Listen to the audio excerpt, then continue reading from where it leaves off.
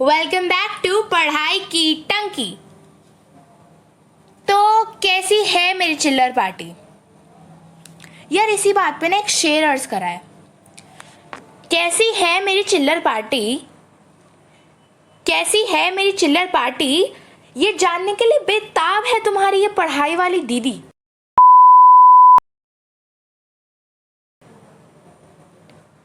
वाह वाह वाह वाह, क्या ही बेकार शेर मारा है।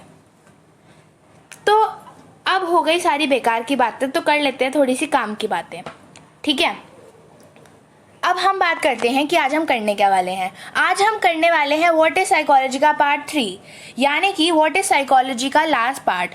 तो आज इस हैप्पी ओकेजन पर मैं आपके लिए लेकर आई हूँ एक हैप्पी अनाउंसमेंट। तो वो हैप्पी अनाउंसमेंट ये है कि हम क्लास 11th के लिए साइकोलॉजी सोशियोलॉजी की कुछ सीरीज़ लॉन्च कर रहे हैं, जैसे कि आपकी one shot series, question answer series और हाँ आपके लिए इम्पॉर्टेंट लैंडमार्क्स की सीरीज़, जो कि आपकी एनसीईआरटी बुक में काफ़ी हाईलाइटेड पोर्शन है। So guys let's study psychology. अब हम बात करें तो ब्रांचेस ऑफ साइकोलॉजी है हमारा पहला टॉपिक, जिसके अंडर हम सबसे पहले पढ़ते हैं कॉग्निटिव साइकोलॉजी। अबे यार ये कॉग्निटिव साइकोलॉजी क्या होती है? कॉग्निटिव साइकोलॉजी स्टडी करती है उन सारे मेंटल प्रोसेसेस को जो कि इन्वॉल्व होते हैं किसी इंफॉर्मेशन की स्टोरेज के लिए, या फिर किसी को मैनिपुलेट करने के लिए, या फिर आपने कोई आज एक ऐसी चीज़ देखी जिससे आपके परसेप्शन चेंज हो गए।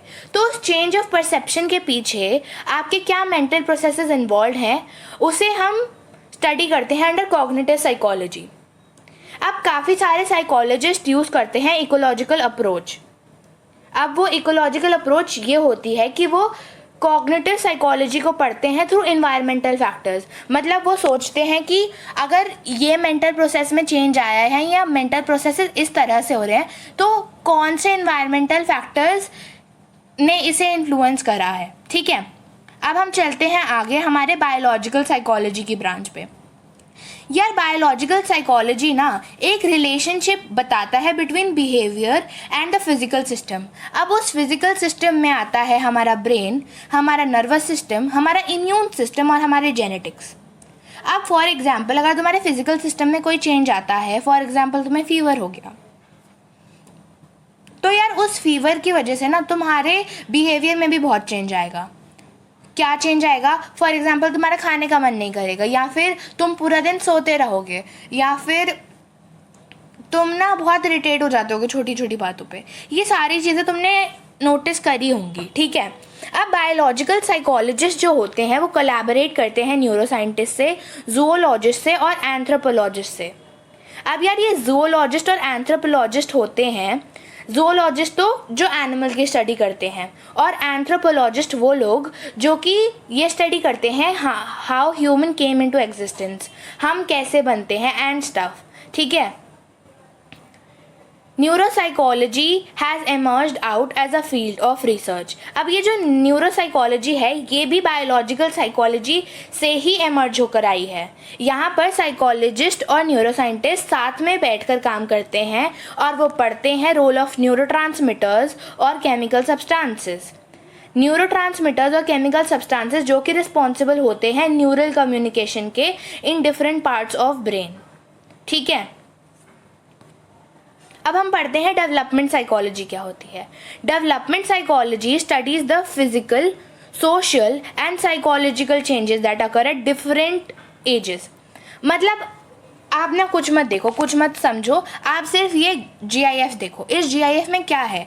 मतलब एक बच्चा जो कि बूढ़ा हुआ, उसका पूरा लाइफ स्पैन है और वो फिर मर गया, ठीक है। तो इस GIF में भी उसके आसपास की इतनी सारी चीज़ें चेंज हो रही हैं, राइट। तो इन्हीं सब चीज़ों की स्टडी को ना हम डेवलपमेंट साइकोलॉजी कहते हैं। आपके जितने भी फिजिकल, सोशल, साइकोलॉजिकल चेंजेस। अब आप सोचो आप एक छोटे बच्चे थे और अब हो, तब से अब तक आपने कितने सारे चेंजेस फेस करे हैं। यार आप लोग स्कूल नहीं जा रहे हो, बच्चों के स्कूल बंद हो गए हैं, ये सबसे बड़ा और मेजर चेंज है, ठीक है, अब हम बात करते हैं सेकेंड पॉइंट की, the focus on the biological, social, cultural and environment factors that influence psychological characters. मतलब काफ़ी ज़्यादा फोकस डाला जाता है biological, social, cultural and environmental factors पे, क्योंकि ये आपके साइकोलॉजिकल कैरेक्टरिस्टिक्स को बहुत ज़्यादा इन्फ्लुएंस करते हैं। अब हम बात करते हैं सोशल साइकोलॉजी की। जो ये सोशल साइकोलॉजी है ये एक्सप्लोर करती है कि यार ह्यूमन अपने सोशल एनवायरनमेंट से कैसे अफेक्ट होते हैं। फॉर एग्ज़ाम्पल, आप का कोई रोल मॉडल है और आप उससे बहुत ज़्यादा इम्प्रेस्ड हो और ना उसकी तरह बनना चाहते हो, उसके नक्शे कदम पर चलना चाहते हो, तो ये जो आपका मेंटल प्रोसेस है या आपकी जो ये थिंकिंग है ये कैसे डेवलप हुई, या उस इंसान ने आपको इतना कैसे इन्फ्लुएंस कर लिया कि आप उसकी तरह बनना चाहते हो, है ना। बेसिकली ये सारी चीज़ें होती हैं। इनफैक्ट जो टेड स्पीच आपको मोटिवेट करती हैं उसके पीछे के मेंटल प्रोसेसेस, वो सब भी आपके सोशल साइकोलॉजी के अंडर स्टडी करा जाता है। सोशल साइकोलॉजिस्ट जो होते हैं वो कुछ टॉपिक्स पे बहुत ज़्यादा ऐसे कीन इंटरेस्ट रखते हैं, और वो टॉपिक्स क्या हैं, जैसे कि आपका एटीट्यूड कैसा है, आपका ओबीडियंस टू अथॉरिटीज़ क्या है। फॉर एग्जाम्पल, अथॉरिटी की आप कितनी बात मानते हो। तो एज स्टूडेंट्स आपने ना अपनी अथॉरिटी किसको माना है, मतलब यहाँ आपकी अथॉरिटी है कौन। आपकी अथॉरिटी हो गया आपका स्कूल, आप अपने स्कूल की कितनी बात सुनते हो, आप अपने टीचर्स की कितनी बातें सुनते हो, आप अपने पेरेंट्स की कितनी बातें सुनते हो, ठीक है। फॉर एग्जाम्पल, स्कूल में बोला गया कि थर्सडे को वाइट शूज़ पहनने हैं, लेकिन ऑलमोस्ट आधे से ज़्यादा बच्चे हैं जो या तो भूल जाते हैं कि यार वाइट शूज़ भी पहनने होते हैं, और वो ऑलमोस्ट हर दिन ब्लैक शूज़ में ही आ जाते हैं, है ना। तो मतलब ये आपके ओबीडियंस टू अथॉरिटी हो गई। अगर हम थोड़े बड़े लेवल पे बात करें तो जैसे आपके मम्मी पापा हो गए, उनके लिए ओबीडियंस टू अथॉरिटी क्या होगी, अपने पीएम या अपनी सीएम की बात सुनना, ठीक है। और आपका हेल्पफुल बिहेवियर, आपका सोशल मोटिवेशन, ये सब बहुत ज़्यादा ऐसे टॉपिक्स हैं जो सोशल साइकोलॉजिस्ट को अट्रैक्ट करते हैं। अब हम बात करते हैं cross cultural and cultural psychology के बारे में। क्रॉस कल्चरल साइकोलॉजी एग्जामिन करती है role of culture in understanding behaviour, thoughts and emotions. आपका बिहेवियर, आपके थॉट्स, आपके इमोशंस, ठीक है। अब आप एक बात अपने ना जहन में बिठा लो, अपने दिमाग में बिठा लो, वो ये है कि आप कौन हो, आप एक प्रोडक्ट ऑफ कल्चर हो, ठीक है। फॉर एग्जाम्पल, पहले के ज़माने में क्या होता था, पहले के ज़माने में थी जेंडर इनइक्वालिटी, ठीक है। लेकिन इस ज़माने में क्या है, जेंडर इक्वालिटी। मतलब क्योंकि आप अपने आसपास की चीज़ों में, आप रोज़ इंस्टाग्राम की पोस्ट में कोई ना कोई फेमिनिस्ट पोस्ट तो पढ़ते ही होगे ना, जिससे वो आपकी थॉट को इन्फ्लुएंस करती होगी, ठीक है। और तब आपको पता चलता होगा कि यार जेंडर इनइक्वालिटी गलत है और मेल्स इक्वल्स टू फीमेल्स, इन दोनों के बीच में कोई भी डिस्टिंक्शन नहीं है, ठीक है। ये दोनों इक्वल्स हैं।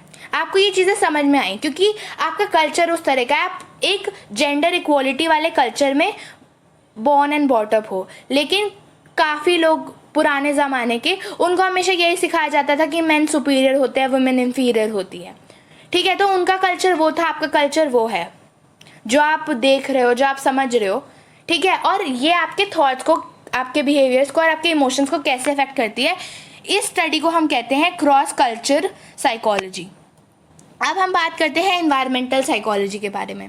अब इसमें ना हम दो तरह की चीज़ें पढ़ेंगे। फॉर एग्जाम्पल, आपका एनवायरनमेंट मतलब गर्मी, ठंडा, पोल्यूशन, नेचुरल डिज़ास्टर, ये सब हमारे ह्यूमन बिहेवियर को कैसे अफेक्ट करते हैं, ठीक है। अब फॉर एग्जाम्पल, किसी जगह पे बहुत ज़्यादा गर्मी रहती है, दिल्ली का एग्जाम्पल ले लो, तो यार आपका बिहेवियर जब गर्मियाँ आने वाली होती है चेंज नहीं हो जाता। आप मतलब बार बार ना पानी पियोगे या फिर बार बार फ्रिज में पानी भर के रखोगे कि जिससे जब आपको प्यास लगे आपको ठंडा पानी मिल जाए, या आप रोज़ आइसक्रीम खाने के लिए अपनी पॉकेट मनी सेव करोगे। So things like that. वैसे ही अगर कोई यूके वाले एरिया में, मतलब उत्तराखंड वाले एरिया में रहता है, तो ही विल बी लाइक यार अब ना मॉनसून आ रहा है तो ना मेरे को अपने घर की छत थोड़ी सी ना मजबूत करनी पड़ेगी, वरना मेरा जो घर है वो उस पर नुकसान हो सकता है। या फिर वो सोचेगा कि यार यहाँ पर तो बहुत ज़्यादा फ्लड्स आते हैं, चलो हम ना कहीं और शिफ्ट हो जाते हैं, ठीक है। तो वो ऐसा सोचेगा। अब हम देखेंगे कि हमारा जो फिजिकल अरेंजमेंट है, यानी कि हमारा वर्क प्लेस है, हमारा घर, हमारा स्कूल, हमारा ऑफिस, ये सब चीज़ें जो है हमारे इमोशनल स्टेट को और हमारे इंटरपर्सनल रिलेशनशिप को बहुत ज़्यादा इन्फ्लुएंस करती है। और इस चीज़ की स्टडी को कि वो कैसे इन्फ्लुएंस करती है, उसको हम कहते हैं एनवायरमेंटल साइकोलॉजी। ठीक है, अब हम बढ़ते हैं आगे to health psychology. Health psychology जो होती है वो साइकोलॉजिकल फैक्टर्स को देखती है। कौन से साइकोलॉजिकल फैक्टर्स? जैसे कि आपका स्ट्रेस, आपकी एंग्जाइटी। अब अगर किसी इंसान को स्ट्रेस या एंग्जाइटी हो रही है तो उससे क्या चीज़ें हो सकती हैं? पहली बात तो कि उसको कोई डिजीज़ हो सकता है, फॉर एग्जांपल उसको हाइपरटेंशन हो सकती है, या फिर अगर वो ऑलरेडी कोई एग्जिस्टिंग बीमारी से जूझ रहा है, फॉर एग्जांपल वो कैंसर से जूझ रहा है, ठीक है, तो क्या होगा कि हम ऐसे कोशिश करेंगे कि उसको ऐसे माइंड में रखे, पॉजिटिव माइंड में रखे, जिसके वजह से उसके मन में कोई ऐसे बुरे ख्यालात ना आए। ठीक है, तो ये सब चीज़ें जो हम समझते हैं, या फिर अगर आप प्रिवेंशन की बात करो तो आपकी माइंड में इतनी पॉजिटिव चीज़ें भरेंगे या फिर आपके माइंड को एकदम शांत रखेंगे जिससे कि आपको स्ट्रेस या फिर एंग्जाइटी ना हो। तो ये सारे आपके साइकोलॉजिकल फैक्टर्स हो गए। अब इसमें जो कुछ एरिया ऑफ इंटरेस्ट हैं एक साइकोलॉजिस्ट के, वो है कि एक इंसान को जब स्ट्रेस होता है और फिर वो उससे कैसे कोप अप करता है, या फिर relationship between psychological factors and health. मतलब अगर आपका दिमाग सही दिशा में नहीं है या फिर आप बहुत ज़्यादा स्ट्रेस्ड हो, एंग्जाइटी में हो, उसका आपकी हेल्थ से क्या रिलेशन है। मतलब कुछ हो सकता है आपकी हेल्थ को एडवर्स इफेक्ट या नहीं हो सकता, अगर हो सकता है तो किस तरह से हो सकता है, वो सब चीज़ें। पेशेंट का रिलेशनशिप अपनी फैमिली से, उसकी वाइफ, उसके पेरेंट्स, उसके भाई बहन, ठीक है। और आजकल जो साइकोलॉजिस्ट सबसे ज़्यादा ध्यान दे रहे हैं वो ये है कि हम साइकोलॉजिकल फैक्टर्स को यूज़ करके कैसे हेल्थ को और ज़्यादा इन्हांस कर सकते हैं। ठीक है, अब हम बात करेंगे क्लिनिकल एंड काउंसलिंग साइकोलॉजी के बारे में। Clinical and counselling psychology deals with the causes, treatment and prevention of different types of psychological disorders like anxiety, depression, eating disorders and chronic substance abuse। ठीक है, अब हम इसमें ना बहुत इंपॉर्टेंट चीज़ पढ़ेंगे, वो है difference between a counselling psychologist, clinical psychologist और साइकियाट्रिस्ट में डिफरेंस। ठीक है, क्लिनिकल साइकोलॉजिस्ट जो होता है वो एडवाइस कर सकता है स्टूडेंट्स को अबाउट हिज करियर्स, ठीक है, या फिर वो एक अडल्ट मैन को कोई अगर वो अपनी लाइफ में प्रॉब्लम फेस कर रहा है या फिर वो अपनी प्रोफेशनल लाइफ से खुश नहीं है तो उस पर भी एडवाइस दे सकता है, एंड सो ऑन। एक क्लिनिकल साइकोलॉजिस्ट और psychiatrist studies the causes, treatment and prevention of psychological disorders. वो ये तीन चीज़ों पर सबसे ज़्यादा ध्यान देते हैं। ठीक है, लेकिन तब भी उनमें क्या एक डिफरेंस होता है।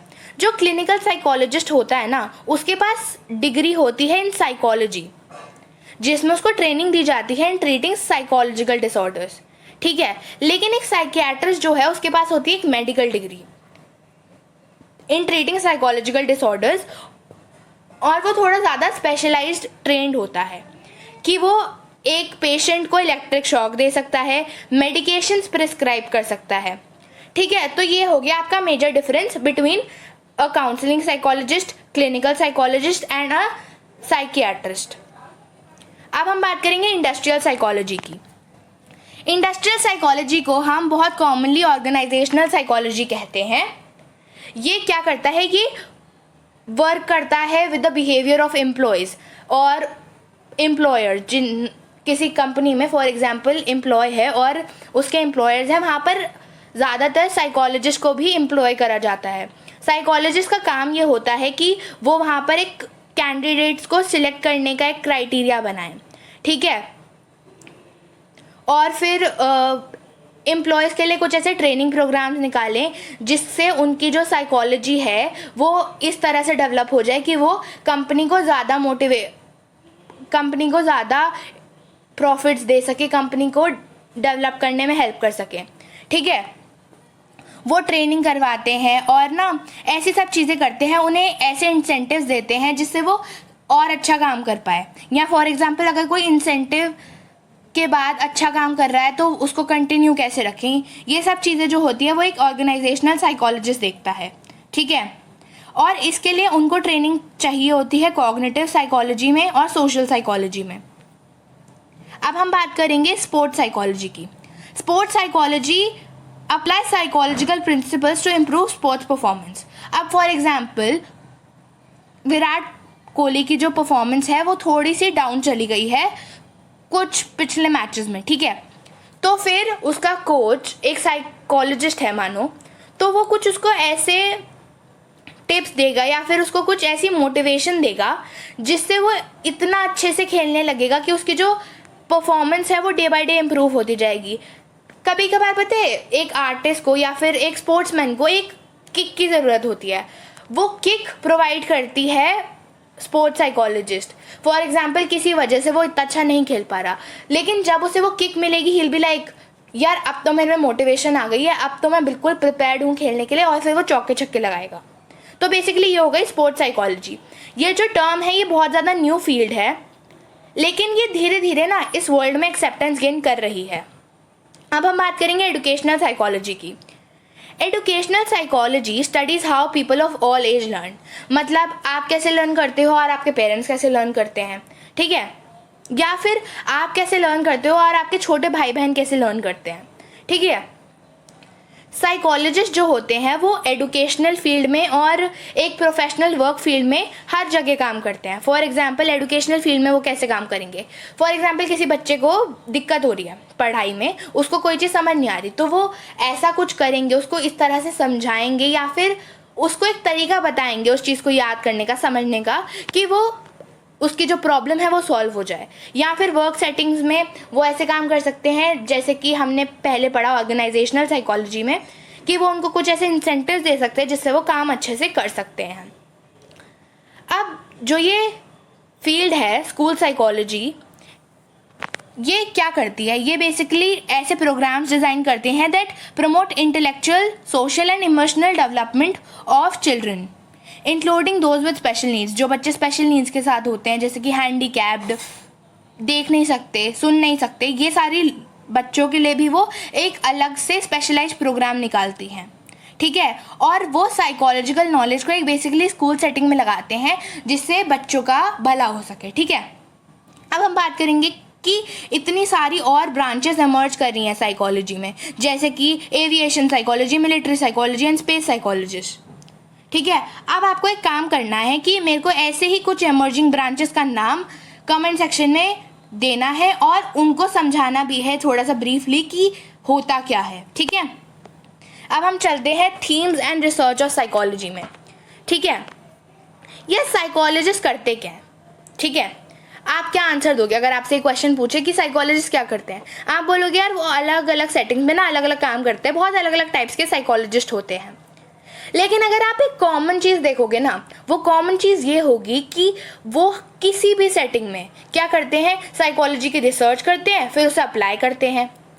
अब ये जो रिसर्च और एप्लीकेशन जो है उसके लिए उनको डायरेक्शन कहाँ से मिलती है कि क्या कैसे करना है, क्या करना है, क्या नहीं करना। अब वो मिलती है उन्हें कुछ थीम्स से। अब हम उन थीम्स को पढ़ेंगे, ठीक है। Psychology like other sciences attempts to develop principle of behaviour and mental processes, मतलब ये प्रिंसिपल बनाती है बिहेवियर और मेंटल प्रोसेसेस के, ठीक है। उनका जो मेन कंसर्न रहता है इस पूरे रिसर्च में वो ये रहता है कि वो बिहेवियर को एक्सप्लेन कर पाए और मेंटल प्रोसेसेस को एक्सप्लेन कर पाए। अब हम समझेंगे कि थीम 1 में कैसे साइकोलॉजिस्ट, अलग अलग तरह के साइकोलॉजिस्ट काम करते हैं, ठीक है। अब जो रिसर्च वर्क करना चाहते हैं वो साइकोलॉजिस्ट क्या करते हैं, वो ना एक हाइपोथेसिस बनाते हैं, फिर कुछ ऐसा डाटा ढूंढते हैं जो उस हाइपोथेसिस को सपोर्ट कर सके। इस तरह से उनकी एक थ्योरी, एक प्रूवन थ्योरी निकल के आती है। जो एक्सपेरिमेंटल साइकोलॉजिस्ट होते हैं वो एक्सपेरिमेंट करते रहते हैं as their method of inquiry. जब तक उन्हें वो एक्सपेरिमेंट प्रूव नहीं हो जाता वो करते रहेंगे जब तक उनके डिज़ायर्ड रिजल्ट्स नहीं आते, ठीक है। अब जो सोशल साइकोलॉजिस्ट होते हैं they focus on experience and behavior of individuals in their social context, ठीक है। अब सोशल साइकोलॉजिस्ट देखते हैं यार कि इस इंसान का बिहेवियर इस कॉन्टेक्स्ट में कैसा होगा, या इसका एक्सपीरियंस कैसा होगा इस सोशल कॉन्टेक्स्ट में, ठीक है। अब जो तुम्हारे डेवलपमेंट साइकोलॉजिस्ट होते हैं, ये ज़्यादातर ये क्या करते हैं कि क्वालिटेटिव और क्वांटिटेटिव चेंजेस देखते हैं, ठीक है। अब क्वालिटेटिव चेंजेस क्या, कि तुम्हारी वे ऑफ थिंकिंग में क्या चेंज आया, क्या क्वालिटी आई, ठीक है, क्वालिटी इंक्रीज हुई या डिक्रीज हुई, या फिर तुम्हारा जो सोचने की मात्रा है या फिर तुम्हारे जो मेंटल प्रोसेसेस हैं वो बढ़े या घटे, ठीक है। अब आप देखो कि जब आप एक छोटे बच्चे थे तब आप ऑब्वियसली कितना कम सोचते थे, लेकिन आज के टाइम में जब तुम्हारे सोशली तुम्हारे पास इतने सारे चेंजेस हो गए, तुम कितना ज़्यादा सोचते हो, इनफैक्ट तुम ओवर थिंक करने लगते हो, राइट।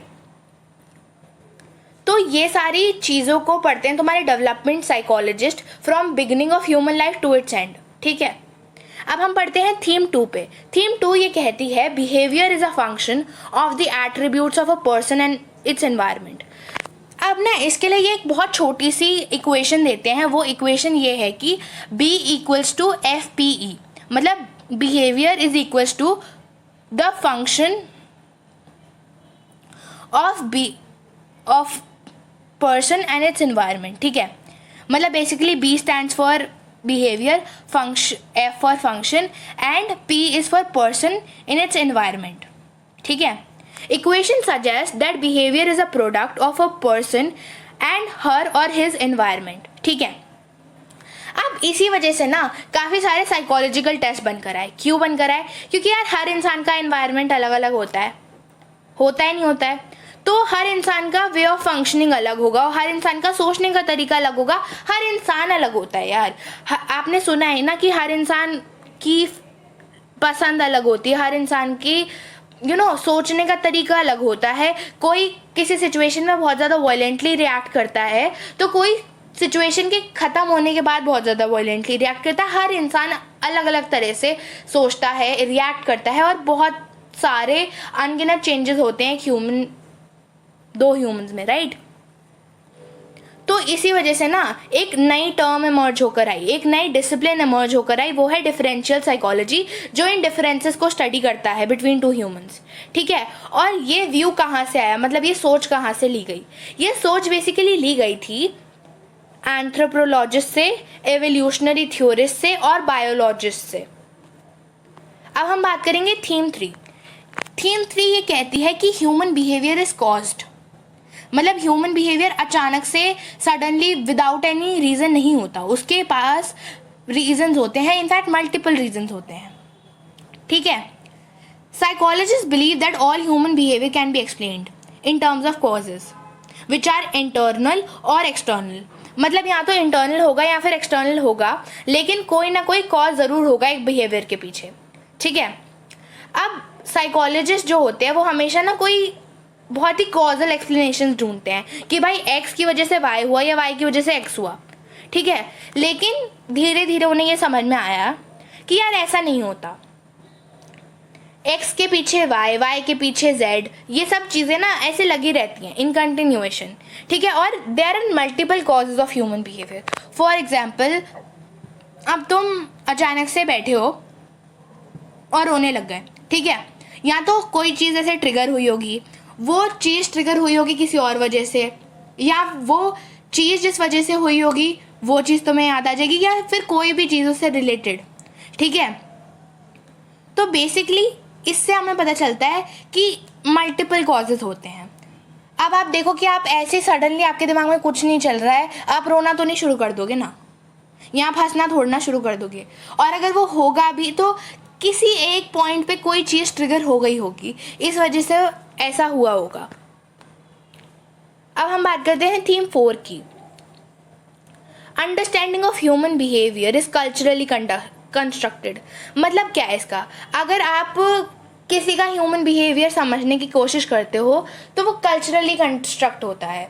मतलब अगर मैं भी आज किसी का ह्यूमन बिहेवियर देखूंगी ना, या फिर मैं किसी इंसान को देखूंगी जो मेरे को लगेगा कि ये वीमेंस को ना इन्फीरियर समझता है, ठीक है, तो अब मेरी जो अंडरस्टैंडिंग है उस ह्यूमन बिहेवियर के लिए वो कल्चरली कंस्ट्रक्टेड है। फॉर एग्जाम्पल, एक बूढ़े इंसान किसी लड़की को टोक रहे हैं छोटे कपड़े पहनने पर, ठीक है, और मैं एक व्यूअर हूँ, तो मेरी जो अंडरस्टैंडिंग रहेगी उनके ह्यूमन बिहेवियर के बारे में कि भाई ये जो अंकल जी हैं ये गलत कर रहे हैं, लेकिन जो वो लड़की है वो बिल्कुल सही है अपनी जगह, कि भाई लड़कियों को छोटे कपड़े पहनना लाजमी है, वो ठीक है, वो कोई गलत काम नहीं कर रही, ठीक है। तो अब हमें इससे क्या पता चलता है कि वो जो लड़की है और मैं जो हूँ वो ऐसा इसलिए फील करते हैं क्योंकि हमने अपने कल्चर से यही सीखा है, लेकिन वो अंकल जी वो ऐसा क्यों सोच रहे हैं, क्योंकि उन्होंने अपने कल्चर से यही जेंडर इनइक्वालिटी सीखी है, ठीक है। समझ में आ गया होगा आशा करती हूँ मैं। अब हम इसको एक बार पढ़ लेते हैं कि क्या लिखा है। Psychologist believe that most psychological theories and models are Euro American in nature, ठीक है। काफ़ी सारे जितने भी मॉडल्स थ्योरीज हमने निकाली हैं वो यूरो अमेरिकन इन नेचर हैं, ठीक है। और इसलिए ना वो हेल्प नहीं करती हमें इन understanding behaviour of other cultural settings. अगर तुम इंडिया ले लो या फिर अगर तुम यूरो अमेरिकन मॉडल को जाके अफ्रीका में प्लेस कर दो, नहीं पॉसिबल है यार, उनका कल्चरल सेटिंग अलग है, हमारी अलग है, मिक्स मत करो, ठीक है। अब काफ़ी सारे फेमिनिस्ट का ये मानना है या वो इस बात पे आर्ग्यू करती है कि साइकोलॉजी ना एक मेल पर्सपेक्टिव ऑफर करती है और विमेन का पर्सपेक्टिव जो है वो हमेशा इग्नोर करती है। दे argue in favour of a dialectical approach, कि भाई दोनों का सोचो ना, तुम एक का क्यों सोच रहे हो, मेल का क्यों सोच रहे हो अकेले, हम भी तो हैं, ठीक है। तो वो ये कहती है डायलेक्टिकल अप्रोच रखो जिससे हमको भी हमारा मौका मिले कहने का और उनको भी अपना मौका मिले, ठीक है। अब हम बात करेंगे बेसिक वर्सेस अप्लाइड साइकोलॉजी की, ठीक है। There is no sharp difference between research and application of psychology, ठीक है। ये तो मान के चलो कोई डिफरेंस नहीं है ज़्यादा बड़ा, ठीक है। अब रिसर्च में क्या करते हो तुम, थ्योरीज बनाते हो, प्रिंसिपल बनाते हो, उसी के बेसिस पे तो हम एप्लीकेशन करते हैं ना यार, बड़ी सिंपल सी बात है। Does ecological psychology, environmental psychology, biological psychology and other related fields have come up as new and frontiers area of research and application। इसका मतलब कि ये जो सारी टर्म्स है ना ये भी मतलब इमर्ज हुई हैं, इन्होंने भी ना दोनों चीज़ें करी हैं, रिसर्च भी करी है और एप्लीकेशन भी करी है। ये नहीं कि सिर्फ रिसर्च करी है सिर्फ एप्लीकेशन नहीं करी, ठीक है। और ये सब ना अब बाकी सारी फील्ड्स पे भी अप्लाई हो रहा है, इन पे तो हो ही रहा है बट और भी फील्ड्स में अप्लाई हो रहा है। अब हम बात करेंगे साइकोलॉजी एंड अदर डिसिप्लिन्स की। कोई भी डिसिप्लिन ले लो जो लोगों से डील करता है वो ज़रूर ये रिकॉग्नाइज करेगा कि इसमें साइकोलॉजिकल नॉलेज की बहुत ज़रूरत है, ठीक है। Similarly psychologist acknowledge the relevance of other discipline in understanding human, ठीक है। मतलब अगर कोई और फील्ड ह्यूमन से डील कर रही है, उन्हें अंडरस्टैंड कर रही है, तो वो साइकोलॉजी के लिए भी तो हेल्पफुल होगा ना, सोच के देखो, ठीक है। अब हम पढ़ते हैं studying psychology with other disciplines, ठीक है। ये बेसिकली आपको जो हम आगे पढ़ने वाले हैं उसके लिए थोड़ा से इंसाइट्स देगा, ठीक है। इन studying brain and behaviour psychology shares it's knowledge with neurology, physiology, biology, medicine and computer science. मतलब जब भी आप ब्रेन और बिहेवियर को समझोगे वो इन सारी टर्म से, इन सारे सब्जेक्ट से नॉलेज शेयर करेगा, ठीक है। अगर आप ह्यूमन बिहेवियर पढ़ना चाहते हो इन सोशल कल्चरल कॉन्टेक्स्ट तो साइकोलॉजी जो है वो अपनी नॉलेज शेयर करता है एंथ्रोपोलॉजी से, सोशियोलॉजी से, social work, political science and economics से, ठीक है। इन studying mental activities involve in creation of literary text, music and drama. मतलब जब भी आप ये सोचने की कोशिश कर रहे हो कि भाई कौन सी मेंटल एक्टिविटीज़ के चलते हम लिख पाते हैं, म्यूजिक गाना गा पाते हैं या ड्रामा कर पाते हैं, एक्टिंग कर पाते हैं बेसिकली, तो इस फील्ड में psychology shares it's knowledge with literature, art and music, ठीक है। अब हम पढ़ते हैं फिलॉसफी से वो अपनी नॉलेज कैसे शेयर करता है। 19th सेंचुरी की बात है कि फिलोसफर्स बहुत ज़्यादा कंसर्न हो गए थे अबाउट सम क्वेश्चंस कि how does human come to know about their motivation and emotion. मतलब ह्यूमन माइंड जो होता है वो उनको कब पता चलता है कि वो मोटिवेटेड हैं या फिर वो कब मोटिवेट होते हैं या फिर वो कौन से इमोशंस फील करते हैं, कब फील करते हैं, ऐसी चीज़ें लेकर फिलोसफर्स जो थे वो बहुत परेशान थे, ठीक है। In the later part of the 19th century Wundt and other psychologist, मतलब 19th सेंचुरी के बाद क्या हुआ, वुंट के समय के और भी साइकोलॉजिस्ट उन्होंने एक एक्सपेरिमेंटल अप्रोच करी इन क्वेश्चंस के लिए और फिर उन्होंने एक नई टर्म निकाली, एक नई फील्ड निकाली, कंटेम्प्रेरी साइकोलॉजी की। ठीक है, तो इससे हमें पता चलता है कि despite psychology as a science greatly draws from philosophy, क्योंकि उन्होंने उन्हीं के क्वेश्चंस पे एक्सपेरिमेंटल अप्रोच निकाली, तो उसी से पता चला कि भाई अच्छा ये भी हो सकता है। ठीक है, doctors has realise the importance of healthy mind for a healthy body. ठीक है, यहाँ पर माइंड की स्पेलिंग गलत हो गई, आई एम सो सॉरी। ठीक है, a large number of hospitals जो हैं आजकल वो एम्प्लॉय करते हैं साइकोलॉजिस्ट को, जिससे कि फॉर एग्जाम्पल किसी इंसान को एक बहुत ही गंभीर बीमारी हो गई है और ना वो सोच रहा है यार ये तो अब क्योर हो नहीं सकती, वो सोचेगा यार अब तो मैं मतलब मरने वाला हूँ, तो मैं सुसाइड ही क्यों ना कर लूँ, तो यार ये बहुत हेल्थ हजार्डस बिहेवियर है और ये गलत है। तो वहाँ पर हम साइकोलॉजिस्ट को एम्प्लॉय करेंगे कि भाई आप इनकी काउंसलिंग करो और आप इनका ये जो बिहेवियर है ये रोको, इनको कोई भी नुकसान ना हो और इनके माइंड में एक पॉजिटिव थिंकिंग रहे, ऐसा कर दो आप इनके साथ, इनको कोई भी हेल्थ हजार्डस बिहेवियर में इन्वॉल्व मत होने दो। अब हम पढ़ते हैं economics, political science and sociology. ठीक है, सोशल साइंस डिसिप्लिन्स जो होते हैं, these three have drawn considerably from psychology and have enriched it as well. For example, क्या हो रहा है, मतलब यहाँ पर साइकोलॉजी जो है वो बहुत ना ऐसे गेन करती है from all these social science disciplines, लेकिन इन्होंने ना साइकोलॉजी को काफ़ी ज़्यादा हेल्प भी ली है इनसे और बहुत ज़्यादा हेल्प भी करी है। ठीक है, अब हम पढ़ेंगे इकोनॉमिक्स का रोल क्या है यहाँ पर। तो साइकोलॉजी जो है वो हेल्प करती है माइक्रो लेवल इकोनॉमिक बिहेवियर पढ़ने का एक इंसान का। ठीक है, कि उसका कंज्यूमर बिहेवियर क्या, अगर उसे प्रोडक्ट चाहिए तो वो क्या चीज़ मांग रहा है, क्या चीज़ चाह रहा है वो, तो वो चीज़ हेल्प करती है आपकी साइकोलॉजी। या फिर इंसान का सेविंग बिहेवियर कैसा होता है, फॉर एग्जाम्पल आप किसी शेयर मार्केट में इन्वेस्ट कर रहे हो, तो आप एज ह्यूमंस कोई भी अगर शेयर मार्केट में इन्वेस्ट कर रहा है तो वो कब अपना पैसा निकालना चाहेगा, या फिर कब वो उसमें रहने देना चाहेगा, या फिर कब वो इन्वेस्ट करना चाहेगा और ज़्यादा। ठीक है, American economists have used data on consumer sentiments to predict economic growth. ठीक है, और ऐसे ही कुछ एच सिमन, डी कानेमन और टी स्केलिंग लोग हैं जिन्होंने नोबेल प्राइज़ जीता है इस फील्ड में। अब हम पढ़ेंगे पॉलिटिकल साइंस एंड सोशोलॉजी।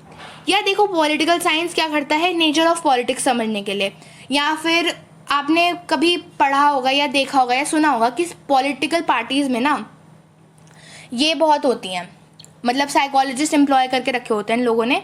वो क्या करते हैं, वो ना वोटिंग बिहेवियर समझते हैं कि अच्छा ये हमने इन लोगों के लिए ये करा तो ये शायद हमें वोट करें, नहीं लेकिन दूसरी पार्टी ने ये करा है तो शायद ये वोट करें। या फिर अगर आपको कोई पॉलिसीज़ बनानी होती है तो वो ये सोचते हैं कि कौन सी पॉलिसी लोगों को ज़्यादा अट्रैक्ट करेगी, तो वो उस टाइप की पॉलिसीज़ बनाते हैं। ठीक है, अब सोशोलॉजी कैसे लेती है, सोशोलॉजी यार फॉर एग्जांपल किसी कंट्री में कॉन्फ्लिक्ट चल रहे हैं। ठीक है, तो साइकोलॉजी कैसे हेल्प ले सकती है कि भाई ऐसी सिचुएशन में लोगों के क्या डर होते हैं, क्या मतलब उनकी परेशानियां क्या होती हैं, वो ये चीज़ समझेगा। और ये इसी चीज़ की वजह से सोशोलॉजी ये समझेगा कि अच्छा लोगों की परेशानियां ये हैं। ठीक है, साइकोलॉजी उनकी साइकोलॉजिकल अंडरस्टैंडिंग पढ़ेगा, लेकिन सोशोलॉजी क्या पढ़ेगी कि उनको इसकी वजह से ये प्रॉब्लम्स हो रही हैं या ये प्रॉब्लम्स वो लोग फेस कर रहे हैं। ठीक है, अब कंप्यूटर साइंस। यार कंप्यूटर साइंस ना बहुत चीटर वर्क बनता है। ठीक है, मतलब कंप्यूटर्स क्या करना चाहते हैं, वो हमें मिमिक करना चाहते हैं, ह्यूमंस को मिमिक करना चाहते हैं, हमारी इंटेलिजेंस को मिमिक करना चाहते हैं, हम जैसे फील करते हैं, हम जैसे सेंस करते हैं, उन सारी चीज़ों को ये लोग वैसे ही बनाना चाहते हैं। जो कंप्यूटर साइंटिस्ट इंजीनियर होते हैं वो कंप्यूटर्स को हम ह्यूमन जैसा बनाना चाहते हैं। ठीक है, development in both these disciplines have bought significant advancements in the field of cognitive sciences. समझ गए। अब हम बात करेंगे लॉ एंड क्रिमिनोलॉजी की। अब एक स्किल्ड लॉयर होता है या फिर एक क्रिमिनोलॉजिस्ट होता है, उनके पास ना साइकोलॉजिकल नॉलेज होना बहुत ज़रूरी है, क्योंकि तभी तो उन्हें समझ में आएगा कि एक विटनेस कोर्ट में आके कितने अच्छे से जवाब दे सकता है, कितने अच्छे से किसी इंसिडेंट को रिपोर्ट कर सकता है, या फिर अगर उसने कोई मर्डर या फिर कोई स्ट्रीट फाइट होते हुए अपनी आंखों के सामने देखी है तो वो उसको कितना याद रख सकती हैं, या फिर किसी इंसान के जेस्चर्स क्या होंगे जब वो गिल्टी होगा या फिर वो नॉन गिल्टी होगा। ठीक है, अब हम बात करेंगे मास कम्युनिकेशन की। यार मास कम्युनिकेशन ना बेसिकली हमने पूरे चैप्टर में पढ़ा है अभी तक। पार्ट 3 में हमने स्पेशली इस बारे में बहुत बात करी है कि कैसे हमारे कल्चर को इसने चेंज कर दिया है थ्रू इंस्टाग्राम, सोशल मीडिया, ये सारी जितनी भी चीज़ें हो गई। अब for example print and electronic media जो होती है, जैसे कि आपका कोई भी न्यूज़ रिपोर्टर ले लो, ठीक है, अब वो ऐसी स्टोरीज ढूंढेंगे ना जैसे जिसमें ह्यूमंस को इंटरेस्ट हो, तभी हम उनकी स्टोरीज पढ़ेंगे, उनके न्यूज़ चैनल को देखेंगे, तभी उनका फ़ायदा होगा बेसिकली। तो अब ये क्या है, मतलब कैसे वर्क करती है ये चीज़। अब आप एक चीज़ समझो कि अबे जल्दी बोल, कल सुबह पनवेल निकलना है। हाँ, आपके पास ना एक स्टोरी है, ठीक है, अगर आपको पता चलेगा कि उसमें आपके पास अगर साइकोलॉजिकल नॉलेज होगी तो आपको समझ में आएगा कि अच्छा अगर इसमें मैं कैरेक्टर का नाम ये रखूँगा या फिर मैं कैरेक्टर के जो कैरेक्टरिस्टिक्स हैं वो ऐसे रखूँगा, तो यार ये ह्यूमन माइंड को बहुत ज़्यादा अट्रैक्ट करेंगे और मेरी स्टोरी एकदम से ऐसे बिक जाएगी। ठीक है, अब हम बात करते हैं म्यूजिक एंड फाइन आर्ट्स के बारे में। Music and psychology have converged in many areas, मतलब बहुत ज़्यादा है म्यूजिक साइकोलॉजी में। ठीक है, ऑल्दो इसकी सिग्निफिकेंस इतनी ज़्यादा ना हो, लेकिन तब भी ना ये हर जगह प्रिवेल करता है। फॉर एग्जाम्पल साइंटिस्ट भी जब वो ब्रेक लेते हैं वो गाना सुनना प्रेफर करते हैं। ठीक है, उनको लगता है कि ना इससे उनकी जो परफॉर्मेंस है वो बढ़ जाएगी, और वैसे भी ब्रेक लेने से परफॉर्मेंस आपकी बढ़ जाती है। ठीक है, इसीलिए म्यूजिशियंस जो हैं इंडिया के, उन्होंने एक म्यूज़िक थेरेपी स्टार्ट करी है जिसमें वो रागास के थ्रू आपके एलिमेंट्स को क्योर करते हैं। फॉर एग्जांपल आपके अगर फिजिकली आपको कोई दिक्कत हो रही है या फिर आप साइकोलॉजिकली थोड़े से डिप्रेस्ड हो या एंग्जाइटी में हो। अब हम बात करेंगे आर्किटेक्चर एंड इंजीनियरिंग की। अब यार ये सोचो कि इसका क्या रिलेशन हो सकता है साइकोलॉजी से, पर पता है बहुत डीप रिलेशन है। फॉर एग्जाम्पल एक आर्किटेक्चर होता है, अगर आप ना अपने घर बना रहे हो, उसमें आपको अपना रूम बनाना है, तो यार सोच के देखो ना कि आप ऐसी जगह चाहोगे ना जहाँ पर आपको अपनी पर्सनल स्पेस मिले और वो आपको सेटिस्फाई करे। तो ये सब चीज़ें करने के लिए, अपने क्लाइंट को बेसिकली इम्प्रेस करने के लिए आर्किटेक्चर्स को पढ़नी पड़ती है साइकोलॉजी, अंडरस्टैंड करना पड़ता है कि इंसान को क्या पसंद आएगा। ठीक है, अब इंजीनियर्स क्यों भाई, चलो आर्किटेक्चर का तो समझ में आ गया, ठीक है, इंजीनियर क्यों? अबे भाई इंजीनियर का भी तो वही काम होता है। वो क्या करते हैं, वो रोड्स बनाते हैं, हाईवेज बनाते हैं, तो वो ये देखेंगे कि ह्यूमन सेफ तो है ना उसमें। ह्यूमन हैबिट्स के थ्रू वो ये समझेंगे कि भाई अगर कोई बंदा खाली सड़क देखकर एकदम गाड़ी दौड़ा रहा है तो उसके लिए वो जो ब्रिज है या फिर वो जो सड़क है वो सेफ है या नहीं। तो बेसिकली हमने क्या समझा इसमें, psychological knowledge helps in designing all mechanical devices and displace. अब ये आपके लिए एक फ्लो चार्ट है, और हाँ आपके लिए एक और इम्पॉर्टेंट अनाउंसमेंट है कि ये सारी जो भी PDF हैं ये मैं अपने डिस्क्रिप्शन बॉक्स में डाल दूंगी, so make sure you check it out, और आपके नोट्स बनाने में ये हेल्प करे और आपको हेल्प करे रिवाइज करने में जब आपके एग्जाम्स नज़दीक हों। भाई साइकोलॉजिस्ट एट वर्क, अब हम पढ़ेंगे डिफरेंट टाइप्स ऑफ साइकोलॉजिस्ट। ठीक है, साइकोलॉजिस्ट आजकल के दिन में ना बहुत अलग अलग जगह काम करते हैं। ठीक है, ट्रेन करते हैं पीपल को, उनको अपनी प्रॉब्लम से कोप करने में हेल्प करते हैं। ठीक है, क्लिनिकल साइकोलॉजिस्ट का काम हमने देखा था प्रीवियस स्लाइड्स में भी। ठीक है, तो ये कैसे काम करते हैं, ये इंटरव्यूज कंडक्ट करते हैं। फॉर एग्जाम्पल ये बंदे से पूछेंगे कि भैया जी आप बताओ आपकी प्रॉब्लम क्या है, क्या रात को नींद नहीं आ रही, ईटिंग डिसऑर्डर है, या मतलब बहुत ज़्यादा भूख लगती है एंड स्टफ। तो उसके हिसाब से ना वो उन्हें कुछ टेस्ट प्रिस्क्राइब कर देंगे और उस टेस्ट के थ्रू वो डायग्नोस कर पाएंगे कि भाई क्लाइंट की प्रॉब्लम क्या है ना, समझ गए। और फिर वो क्या करेंगे, उसके लिए ट्रीटमेंट करेंगे, या अगर रिहैबिलिटेशन सेंटर भेजने की ज़रूरत है किसी भी चीज़ का तो वो उसे वहाँ भेजेंगे। ठीक है, अब जो तुम्हारे साइकोलॉजिस्ट हैं, क्लिनिकल साइकोलॉजिस्ट, ये अलग अलग जगह वर्क करते हैं, hospital, mental institution, social agencies, private practitioners भी होते हैं। अब हम बात करते हैं काउंसलिंग साइकोलॉजिस्ट के बारे में।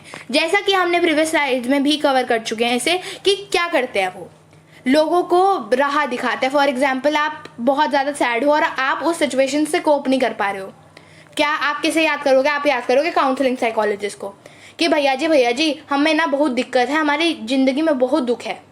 तो वो उससे क्या करेगा कि भैया जी आप ना ऐसे करो और आप अपनी ना दुखी हारी सिचुएशन से बाहर निकल जाओगे। या फिर कोई इंसान पर ना ओवर कॉन्फिडेंस का पहाड़ टूट पड़ा है, ठीक है, वो मतलब डूबा हुआ है अपने ओवर कॉन्फिडेंस में, तो जो काउंसलिंग साइकोलॉजिस्ट है ना, वो उसे मोटिवेट करेगा अच्छा काम करने के लिए, कि भैया जी आप काम कर सकते हो, ऐसे डरो मत, है ना। अब हम बात करते हैं कम्युनिटी साइकोलॉजिस्ट के बारे में। कम्युनिटी साइकोलॉजिस्ट जो होते हैं ये फोकस करते हैं problem related to communities mental health, एक प्रॉपर कम्युनिटी की मेंटल हेल्थ। जैसे कि रूरल एरिया में क्या होता है, रूरल एरिया में ना मेंटल अवेयरनेस नहीं है इतनी, आपको भी पता है ये बात। तो वो क्या करेंगे, मेंटल अवेयरनेस बढ़ाने की कोशिश करेंगे। पहले तो एक मेंटल हेल्थ केयर सेंटर खोल देंगे वहाँ पर, ठीक है। अर्बन एरियाज़ में लोगों को पता है, और अर्बन एरियाज़ में प्रॉब्लम भी थोड़ी बड़ी बड़ी हैं, लोग ड्रग्स लेते हैं, तो वहाँ पर वो एक ड्रग रिहैबिलिटेशन प्रोग्राम शुरू करेंगे, ठीक है। कम्युनिटी साइकोलॉजिस्ट जो है वो इन लोगों के साथ भी वर्क करते हैं, जैसे कि बहुत बूढ़े लोग या फिर मेंटल और फिजिकली चैलेंज लोग, मतलब है ना, समझ रहे हो ना, जो कोई हैंडीकैप या फिर देख नहीं सकता, सुन नहीं सकता एंड स्टफ, ठीक है। अब हम बात करेंगे स्कूल साइकोलॉजिस्ट के बारे में। ये ना एजुकेशनल साइकोलॉजिस्ट जैसा ही है, मतलब ये स्कूल सेटिंग में काम करते हैं। इनके अलग अलग रोल्स होते हैं according to their levels of training, ठीक है, कि इन्होंने कितनी ट्रेनिंग ली है। अच्छा भाई तुम तो बहुत पढ़े लिखे हो, चलो जी तुम यहाँ आ जाओ, ठीक है, ऐसे होता है।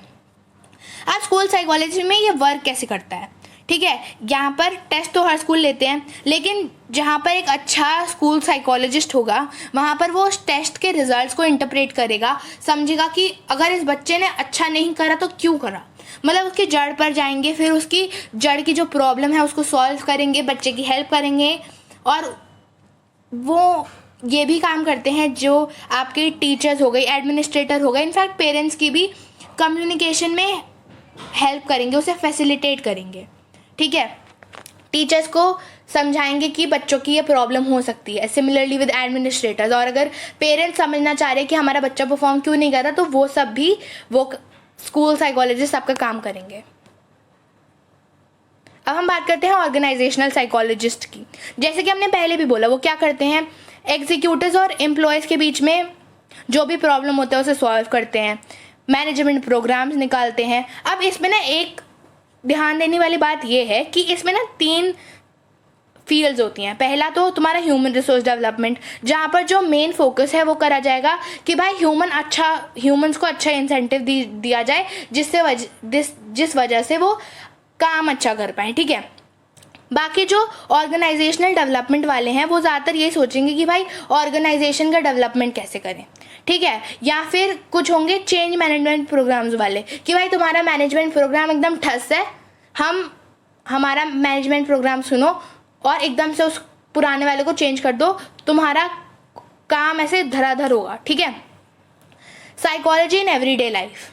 अब ये साइकोलॉजी क्या है, मतलब इसमें ना ज़्यादा समझने का तो कुछ है नहीं, पढ़ने का ज़्यादा कुछ है नहीं, बेसिकली ना अपने ऊपर इम्प्लाई करने का और इसको एनालाइज करने का है, ठीक है। साइकोलॉजी एक ऐसा सब्जेक्ट है जो तुम्हारी क्यूरियोसिटी से क्लैरिफाई नहीं करता, बट ये कोई बहुत ज़्यादा कॉम्प्लेक्स प्रॉब्लम्स को भी सोल्यूशन प्रोवाइड करता है, जो कि प्योरली पर्सनल हो सकती है, नेशनल भी हो सकती है, इंटरनेशनल भी हो सकती है। फॉर एग्जाम्पल, जितने भी दंगे फसाद होते हैं इंडिया में, इंडिया के बाहर, ये क्यों होते हैं?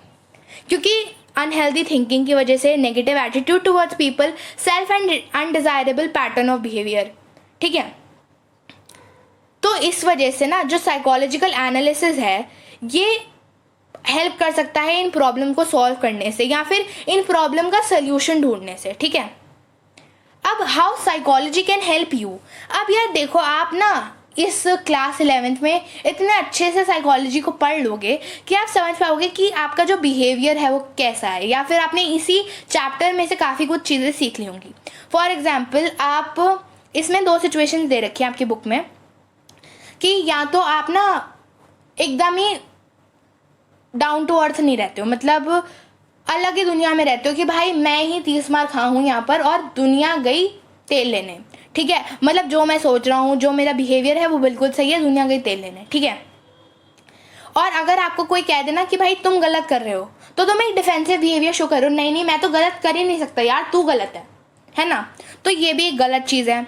और दूसरे केस में आप ऐसे इंसान हो, यार मुझसे तो ये हो नहीं पाएगा, अरे नहीं नहीं दीदी जी मैं तो ये कर ही नहीं सकता, मतलब आप बस कर ही नहीं सकता मैं, ठीक है। तो ये चीज़ें हो जाती हैं आपकी, जो आपको ना ग्रो नहीं करने देती, ठीक है।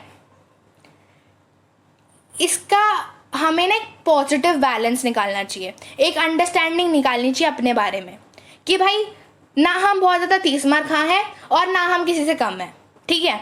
एक मिडिल बैलेंस निकालना पड़ता है, ठीक है। आशा करती हूँ आपको ये वीडियो पसंद आई होगी। और अब ये वीडियो होती है ख़त्म, ये चैप्टर होता है फिनिश। तो गाइज़ चैनल को सब्सक्राइब कर देना, लाइक कर देना वीडियो को, और हाँ शेयर कर देना, बिकॉज़ यार तुम्हारे दोस्तों को भी तो ज़रूरत होगी, एंड शेयरिंग इज़ केयरिंग।